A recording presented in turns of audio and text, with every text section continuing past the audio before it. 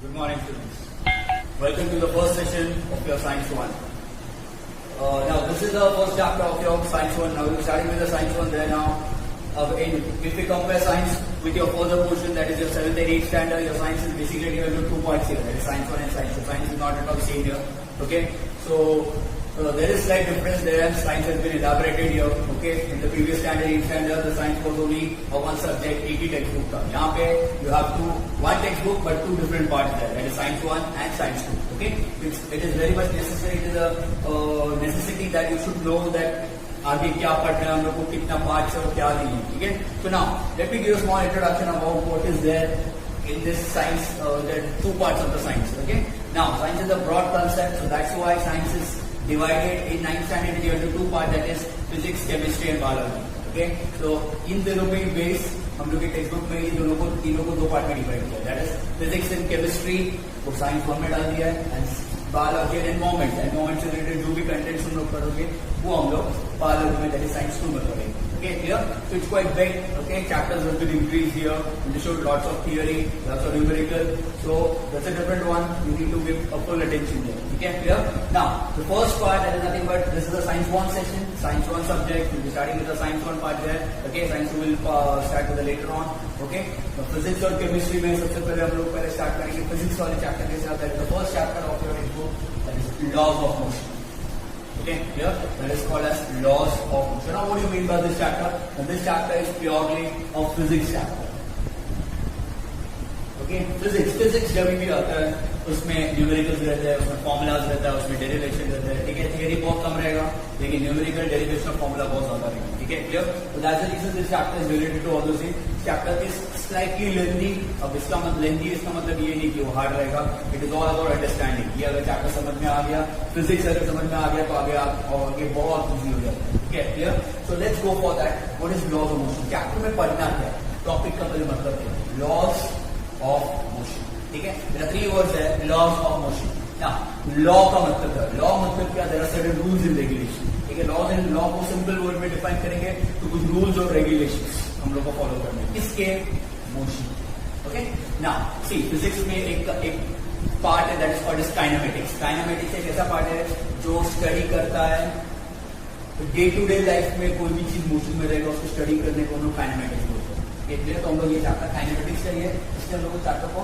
Motion नाम दिया ठीक है मैंने object is moving from one place to another place ठीक है जब ऑब्जेक्ट एक पॉइंट से दूसरे पॉइंट पे जाता है मतलब उसने मोशन परफॉर्म किया ठीक है अब वो एक पॉइंट से जब दूसरे पॉइंट पे जाता है तो उसमें क्या क्या चेंजेस होते हैं what all things are there okay कौन से न्यू कंसेप्ट्स आते हैं ठीक है उसने पोजीशन चेंज किया तो क्या क्या problem what are the different formulas that we will getting okay वो हम लोग यहाँ पे डिराइव करेंगे ये चैप्टर में उसमें हमें वही करना ठीक है this chapter divided to 2 parts chapter के फर्स्ट पार्ट में हम लोग स्टडी करेंगे बेसिक कंसेप्ट अबाउट मोशन क्या होता है जो मैंने यहाँ पर लिखा है what are the motion okay clear then हम लोग देखेंगे डिस्टेंस एंड डिस्प्लेसमेंट क्या होता है this 2 words velocity and acceleration speed के बारे में देखेंगे ओके फिर एक्सेलरेशन क्या होता है देखेंगे यूनिफॉर्म मोशन क्या होता है and there are 3 equations of Newton that is Newton's kinematic equation वो हम फर्स्ट पार्ट में पढ़ना है there are 3 derivation there okay in this chapter which is important from exam point of view ठीक है and second part is related to Newton's law of motion okay now Newton Sir Isaac Newton everybody knows that it is a great quantity it was a great scientist who has given a maximum amount of contribution in the physics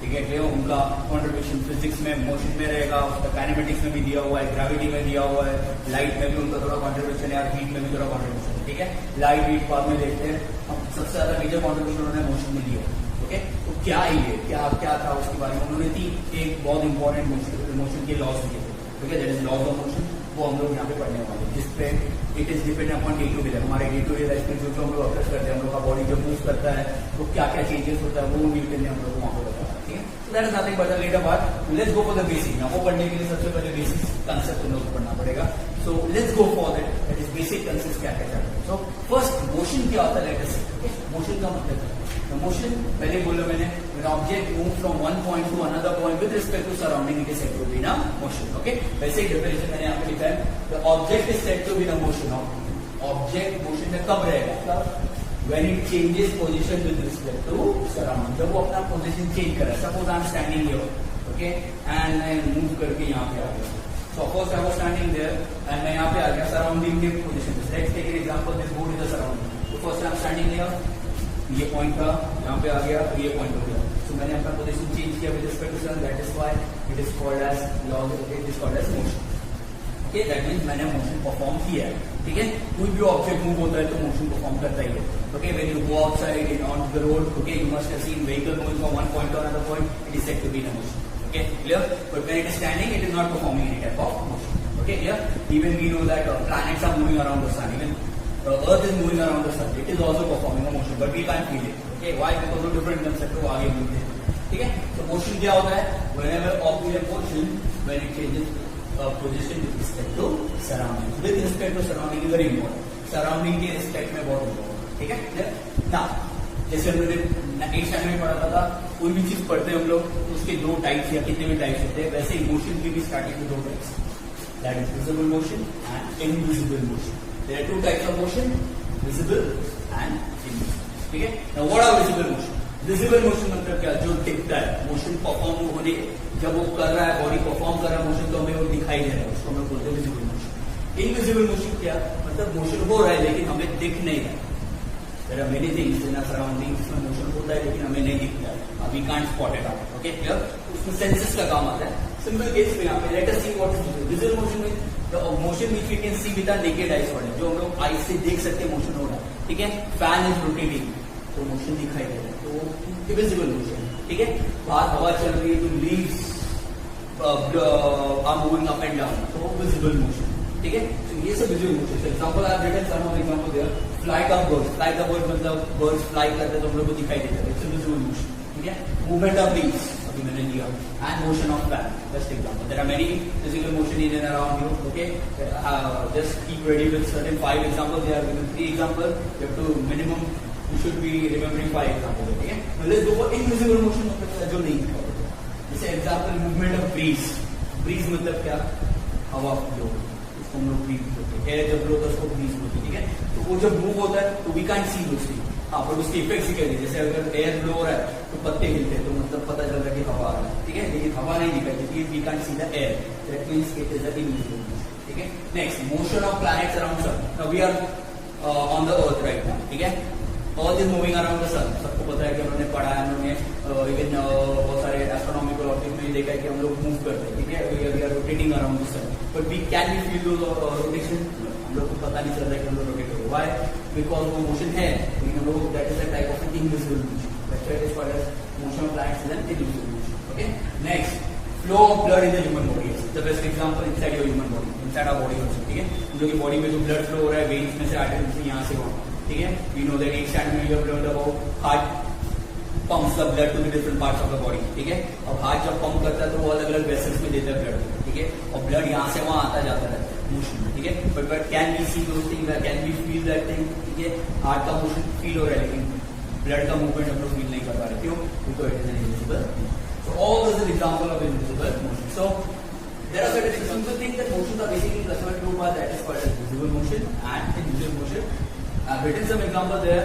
You may give certain different examples also which are related to your day-to-day life. Now physics is nothing but related to your day-to-day. तुम लोग को आसपास की चीजों को देख के assume करना है. फिजिक्स वही है और कुछ नहीं. हमारे आसपास जो भी चीज होता है वो फिजिक्स में डिफाइन होता है. कैसे होता है, क्यों? सिंपल, इसलिए हम लोग ये जानते हैं. ठीक है, ये हो गया हम लोग का visible. Now the small concept called as motion is called as a relative concept. The relative concept क्या होता है? जैसे we have seen in a definition in the motion, that is the object is said to be in a motion when it changes position with respect to surrounding. Surrounding को देखते हुए हम लोग को ऑब्जेक्ट को पोजीशन को notice करना है. That is called relative. मतलब क्या? दूसरे को देख के पता चलना कि ऑब्जेक्ट मोशन में है. Let's take an example. Small example. Okay, you and your friend has have visited a fun fair. Fun fair पता है ना, जहाँ पे पूरा गार्डन. ठीक है, ओके, और एल्स गार्डन में गए. ठीक है, ना गार्डन में देयर इज अ मेरी गो राउंड. वहाँ पे मेरी गो राउंड है. you are sitting here and your friend is sitting at the opposite side में बैठा है. ठीक है, एंड दोनों को रोटेट. ठीक है, now with respect to surrounding, अगर तुम लोग ट्रीज और बाहर के आसपास की चीजों को देखोगे तो तुम लोग घूम रहे हो. यू आर रोटेटिंग, हम लोग घूम रहे हो. Okay, you both are rotating. But if you see both to each other, okay, if तुम लोग एक दूसरे को ऑब्जर्व कर रहे हो, कॉन्स्टेंटली ऑब्जर्विंग ईच अदर, एक दूसरे के आईज में आईज डाल के देख रहे हो, तो इसका मतलब तुम लोग मोशन नहीं कर रहे, ऐसा लगता है कि मोशन नहीं कर रहे लेकिन हो रहा है, क्यों? बिकॉज इसी को बोलते हैं सो दूसरों को देख के पता करना कि मोशन में है नहीं, इसको बोलते हैं critic. Even if you are sitting in a train or bus, must have noticed, okay, अगर ज्यादा एसी डब्बे में ट्रेन में बैठे रहे तो पता नहीं चलता कि हम लोग गाड़ी चल रहा है कि हम लोग को बाहर देखना पड़ता है गाड़ी चीजें पीछे जा रही मतलब गाड़ी चल रही है, ओके, क्यों? इसको बोलते हैं कभी कभी पता नहीं चलता, क्यों? That is called so motion में with respect to surrounding is very very important, ठीक है, clear? So this is the starting introduction of the chapter, ठीक है। Now let's go for the definition. There is two part there, there is two topic there which is called as distance and now before going to any further part of the chapter you need to know what is the meaning of these two words, distance and displacement. Distance क्या होता है, displacement क्या होता है, okay? तो इसमें इन दोनों का मतलब थोड़ा अलग है, there is slight difference between them, but chapter के आगे पार्ट में हम लोग दोनों को एक ही लेते हैं, ठीक है? यहाँ पे थोड़ा डिफरेंस है, तो let us see now give us certain example there, okay? इसको समझाने के लिए एग्जांपल देते हैं so that it will be clear to you, okay? Now suppose there is a boy A, एक लड़का है जो यहाँ पे रहता है, ठीक है? one of the boys staying his home is here, ठीक है? वो यहाँ पे रह रहा है, ठीक है, क्लियर? ओके, उसका एक फ्रेंड है B नाम का, वो यहाँ पे, ओके, क्लियर? एंड इन दोनों का और एक फ्रेंड है that is C नाम का, is here, ठीक है? So there are three different position, three different location of the houses there. A यहाँ पे रह रहा है, B is staying here and C is staying there, ठीक है? क्लियर? समझ में आया? This is the A house, A of ये A person का house है, ये B person का house है और ये C person का house, ठीक है? Now A को याद आया कि उसे कुछ नोट्स लेने, कुछ स्टडी के लिए नोट्स चाहिए, तो वो B के पास है। Now A क्या करेगा?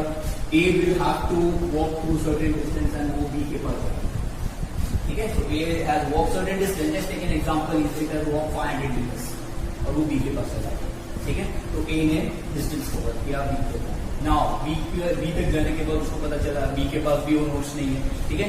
तो वो उसने सोचा B से नजदीक C का भी है, तो वो C के पास, ठीक है? And he can walk 200 meters, ठीक है? नाउ A ने फर्स्ट 500 मीटर कवर किया B तक जाने के लिए, फिर वापस 200 मीटर कवर किया C तक जाने के लिए। So what is this is called as distance, इसी को बोलते हैं डिस्टेंस। डिस्टेंस मतलब क्या? When it is starting from initial point, okay, वो स्टार्टिंग पॉइंट से स्टार्ट हो रहा है और कुछ डिस्टेंस कवर करके एक पॉइंट पे जा रहा है, फिर वापस वहां से कवर करके दूसरे point. So this is the distance cover. So what is the distance cover by object A? Distance covered by object A is equal to 500 plus 200 is equal to 700 meters. तो A ने कितना distance cover किया C तक जाने के लिए? 700 meters. Now और एक तरीका था और एक वे था C तक जाने के लिए। अगर उसके पास उसको पता था कि B के पास नोट्स नहीं है तो वो क्या he can directly go to C. There is shortcut way also, उसको शॉर्टकट बोलते हैं लैंग्वेज, ठीक है? So you can directly go to C also, ठीक है? This point, ये जो डिस्टेंस, ये जो रूट कवर करेगा A ऑब्जेक्ट A से C में जाने के लिए, इसको हम लोग बोलते हैं डिस्प्लेसमेंट, ठीक है? डिस्प्लेसमेंट क्या होता है? ऑब्जेक्ट स्टार्ट करेगा इनिशियल पॉइंट से, एंड करेगा फाइनल पॉइंट पे, that is what displacement. Distance क्या होता है? ऑब्जेक्ट स्टार्ट करेगा इनिशियल पॉइंट से, जाएगा कोई एक पॉइंट पे, फिर वहां से वापस स्टार्ट करेगा और दूसरे पॉइंट पे जाएगा, तीसरे पॉइंट में, ऐसे करते करते अलग अलग जाएगा। So displacement of object A is nothing but that is, let's take an example, obviously it will be lower, 500 plus 200 700 रहेगा, इसको हम लोग पाइथागोरस थ्योरम से सॉल्व करके we can find out। तो यहाँ पे जो भी रहेगा that is the answer of the displacement, understood, ठीक है? So remember the distance, this is the main distance and difference। distance क्या होता है? ऑब्जेक्ट जब एक पॉइंट से स्टार्ट करता है वो कहाँ पे रुक रहा है जाके, और फाइनली वो कौन सा फाइनल पॉइंट पे आके रुका, that is called distance, okay? इसके बीच में जितना भी रूट फॉलो किया उसको डिस्टेंस होता है। डिस्प्लेसमेंट क्या होता है? कहाँ से स्टार्ट किया कहाँ पे एंड किया, बस कहाँ गया हम लोगों को कोई लेना देना नहीं, ठीक है? That's what is displacement, okay? one example that you can easily give is nothing but your when you go to buy certain vegetables in the evening with your mom, okay? You are going with your mom to buy certain vegetable. Now vegetable mummy जब bye करने जाती है तो बड़ा obvious vegetable नहीं, बाकी का घर का सामान भी लेते थे। तो मम्मी के साथ तुम लोग जब निकले हो तो मम्मी पहले ग्रोसरी कुछ तो वेजिटेबल ले लिया, वहां से मम्मी मिल्क वाले के पास गए मिल्क लेने, फिर वहां से एक स्टेशनरी भी गए, पता चला तुम लोग को पेन लेना है, वहां से फिर तुम लोग एक पॉपुलर शॉप के पास गए, फिर एक क्लॉथ शॉप के पास गए, वहां से फिर डायरेक्टली तुम लोग घर गए। So you started your journey from your home, okay, and you ended the journey at your home only. That is displacement covered is zero. क्यों? Because starting point और final point same. यहाँ पे starting point और final point दोनों same था, इसलिए displacement कोई cover ही नहीं हुआ. Distance cover हुआ रहेगा. क्यों? Because you started from home, you have gone to milk, that is vegetable shop, you have gone to milk shop, you have gone to stationery, you have gone to cobbler shop and so on. ठीक है? तो वहाँ पे distance cover हुआ. ठीक है? So what is the conclusion here? There is a definition given on the second page of the textbook, the top green color walk. So what is the definition of distance? Distance is the longest route followed by the object from moving from one point to another point. So वहाँ पे ऊपर definition दिया हुआ, ठीक है? Distance is the longest route followed by the object to move from one point to another point. What is displacement? Okay, the shortest route followed by the object from initial point to the final point is called as displacement. Okay, so distance is the longest part. And the displacement is the shortest route. ठीक है? Now, one more thing, distance can be zero, displacement zero हो सकता है. जैसे मैंने अभी best example दिया, you move from home and वापस घर पे आ गए, तो वहाँ पे zero था. ठीक है? Distance can never be zero. If object is moving, अगर object move हो रहा है मुझे तो मतलब तो distance हमेशा रहेगा. Distance can never be zero. Displacement can be zero. Okay. Now there is also one of the example given there. One car is given there. One car has been there. Okay. It has started moving from point P. It has gone to Q. तो Q से वापस P में आ गया. तो उसने displacement zero cover किया. क्यों? Because उसका initial point और final point same था. Distance कितना कवर किया? जाके आने में दोनों total add करो. समझ में आया? ठीक है. So what is the difference between distance and displacement? Easy, clear. Okay. There is a slight difference between physics में बहुत important है difference. And the further part of the chapter है कि दोनों difference एक हो जाता है, दोनों को हम लोग को एक ही लेना. ठीक है? Clear? Now based on these differences, there is a topic called as angle of speed. So ये दो important definition है. What is velocity and speed? Okay. This is speed. Speed क्या होता है? Speed is nothing but the formula for speed is nothing but distance upon time. Okay. Distance को time से divide करोगे. Now let's take an example. एक person start किया अपना journey A point से फिर B पे गया, B से हो गया C पे. उसने टोटल डिस्टेंस कितना कवर किया? 700. कितना टाइम लगा उसको जाने के लिए? लेते हैं एग्जांपल 20 मिनट्स. ओके, तो 700 को 20 मिनट से डिवाइड करो, वो उसका स्पीड में, तो उसने कितनी स्पीड में गया, that is called as. So this is the first formula of the chapter. Okay, speed is equal to distance upon time. Now what can be the velocity? Velocity is equal to displacement upon time. Simple. Rather than displacement, speed is equal to distance upon time. Velocity is equal to displacement upon. Displacement क्या? यहाँ पे displacement कितना था? और बड़ा हो गया, short ही रहेगा. That displacement upon कितना टाइम में कवर किया होता है? Velocity. So यहाँ से the formula also given. Formula से भी समझ में आता है. Speed will be greater. Why? Because speed के formula में कौन है? Distance. And displacement velocity will be smaller. Why? Because velocity के formula में कौन है? Displacement. ठीक है? So in this part also speed will be greater and velocity is always smaller. Okay, clear? Understood? So when you move from one point to another point, you have covered a displacement. मतलब तुम लोग का velocity count होगा. लेकिन एक point से दूसरे point पे तुम मूव करते करते अलग अलग पोजीशन पे जा रहे हो, तो उसकी तरफ स्पीड काउंट.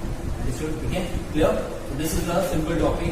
Definition का related है. तो स्पीड का फॉर्मूला क्या है? Definition क्या रहेगा? The when object move from one point to another point, the ratio of distance upon time is called as speed. Okay, where the ratio of distance upon time is called as velocity. Okay. Now there is a small term called as unit. Units. यह physics में बहुत important units. Units क्या होता है? Units मतलब कोई चीज को मेजर करने के लिए, मापने के लिए. जैसे किसी का हाइट मापना है तो उसको फीट फुट में मेजर करते हैं. ओके, किसी का वेट मापना है तो उसको केजी ग्राम में मेजर करते हैं. ठीक है, किसी का वैल्यू मेजर टाइम तो सेकेंड्स, आवर्स और मिनट्स में रहता है, इवन डेज में भी रहता है. ठीक है, वैसे ही स्पीड और वेलोसिटी को अगर मेजर करना है, हम लोग को मापना है, तो किसमें दिया? फॉर्मूला में से दिया होता है. डिस्टेंस का यूनिट है, that is unit of the distance is metre and time का है सेकेंड. तो metre per second is the unit of speed. Speed का यूनिट है metre per second. Whereas velocity same, displacement कितना मेजर होता है? वापस मीटर और टाइम भी second. So velocity and speed both have similar unit, that is called as meter per second. So what is the unit of speed and velocity? Meter per second. Meter per. This sign is called as meter. कभी-कभी ऐसे भी लिखते हैं. Okay, that is meter slash मतलब meter per second. ठीक है, 10 meter per second मतलब वो 10 मीटर कवर कर रहा है 1 सेकेंड. मतलब कार और you have seen the speedometer of the car, तो वहाँ पे भी दिखता है उधर वेलोसिटी, उधर स्पीड दिखाता है. ठीक है, क्लियर? तो that is kilometre per hour पे दिखाता है, हम लोग मीटर पर सेकंड. मतलब the biggest unit is the smallest unit. ठीक है, सो this is the unit of speed and velocity. Understood? ठीक है? So what is the simple term what we have learned about here? Distance and displacement. Okay? We have learned about speed and velocity. So this is a very important definitions are there in your textbook. Okay? Here you have to learn the definition. Okay? By heart the definition and the formulas with the limits. Okay? Clear? Understood? So this is a small concept, small introduction for the first chapter. Okay? Motion क्या था? Introduction. उसके examples. Motion को related concept में बोलते हैं, उसके बाद distance, displacement और स्पीड और वेलोसिटी में बोलते हैं. सिंपल. ठीक है? तो be ready with examples. There are certain example given in your text book. Try to solve it. Okay? Based on the concept that I have taught you.